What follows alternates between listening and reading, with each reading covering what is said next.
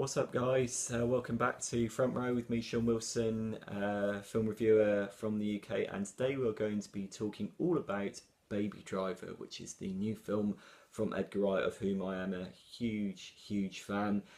Obviously, the Cornetto trilogy and Scott Pilgrim versus the World, which took a while to catch on with me. I must admit, Scott Pilgrim is one of those ones that I suspect has gained in stature over time, and I have to say I get the feeling that this is exactly what's going to happen with me and Baby Driver. So where do we begin with Baby Driver?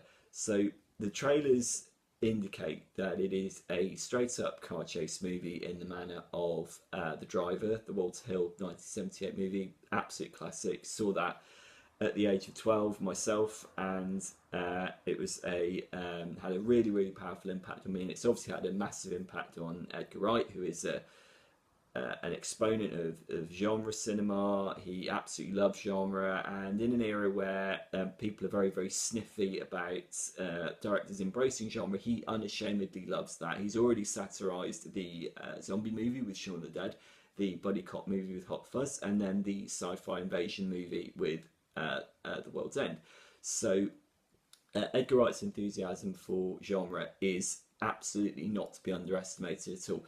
However, this being an Edgar Wright movie, it can't be boxed in very easily. The trailers make it out to be very much a stand-up car chase thriller, and there is a great degree of car chasey action in it. There are some very well shot sequences with practical effects, mercifully free of all that CGI gloss that has increasingly dogged the Fast and Furious movies. Wright is obviously growing in stature as a technical director.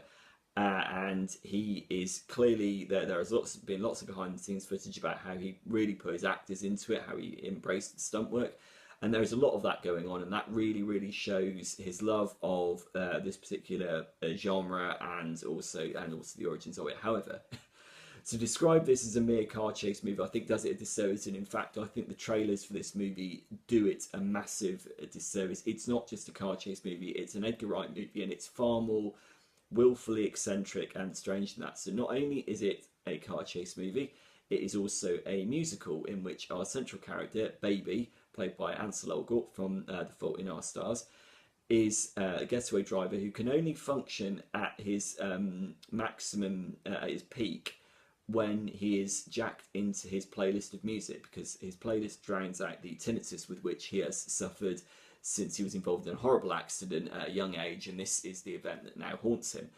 And he needs his music to basically drown out this tinnitus in order to be the best driver there is. He is the best driver there is. However, he is in debt with Kevin Spacey's Big Crim, Kevin Spacey being Kevin Spacey, but doing very well. Kevin Spacey's other associates, in the form of primarily Jamie Foxx, are very suspicious of this oddball young figure who is, as the name implies, is very baby face. He's always listening to his music, but is an absolute demon behind the wheel. So as I mentioned, Baby is in debt to Kevin Spacey, but he is in approaching a way of getting out of that debt. However, of course, do you think Kevin Spacey is going to let him get out of that debt? No, of course he isn't.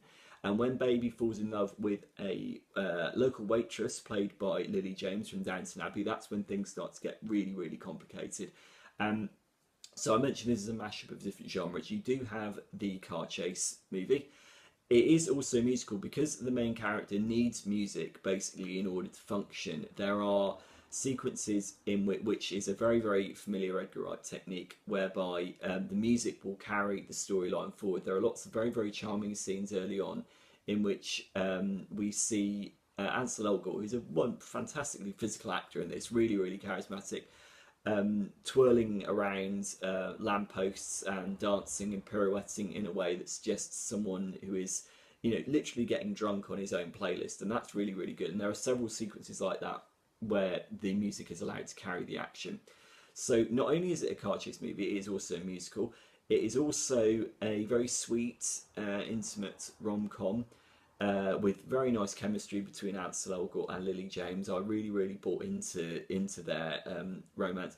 It also increasingly in the back end of the movie, and this perhaps for me is where the movie starts to become a bit more conventional, is also an increasingly violent crime movie in which Baby's activities start to come under more scrutiny, and he becomes more and more embroiled with the very bad characters played by Kevin Spacey and Jamie Foxx, and how this is going to impact on his relationship with Lily James. So, first thing to say, this being an Edgar Wright movie, technically is absolutely flawless.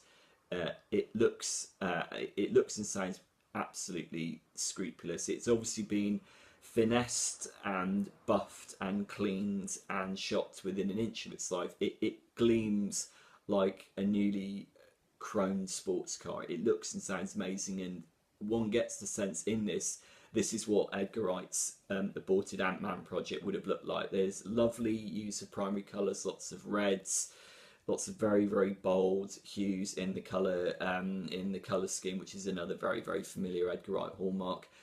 Use of music, the Carla Thomas Baby soundtrack, all the Danger Mouse single that was composed specifically for the film, all very, very effective. The key question I have is, did I actually care about what was going on screen beyond the surface? Because let's be honest, the surface is very, very impressive surface. I'm not sure that I did.